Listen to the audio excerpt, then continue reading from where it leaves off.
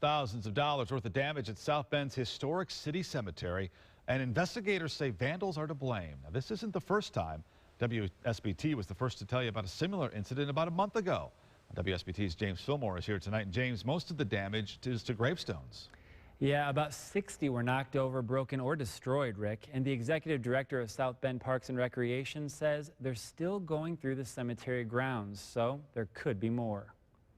Investigators say sometime between Sunday night and Monday, a person or a group of people went into the city cemetery in South Bend and vandalized headstones. That's sad. Like, that it is from like historical people, and to see their grave cemeteries like that, like if my child died, I would not want somebody to do that to my child. Janelle Livengood says it's ridiculous because a gravesite is supposed to memorialize a person, but knocking over someone's gravestone is the ultimate act of disrespect. Nobody should do that.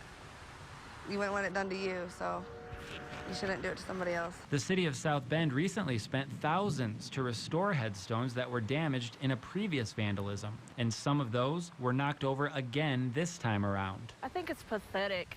If some of these people don't have anything better to do with their life than ruin precious headstones of people that have died. The executive director of South Bend Parks and Recreation says his staff and volunteers work hard to keep the cemetery looking nice. So it's unfortunate that vandals come along and ruin it. He says police are investigating and they're determined to find out who's responsible, with the hope that something like this never happens again at the historic cemetery. If I was to talk to these people that were tearing this down, I'd say stop,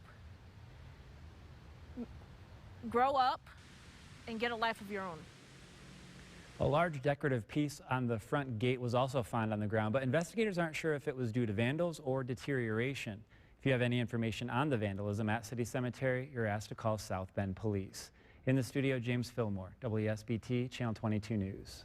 Well, a strict dress code at Niles High School this year is targeting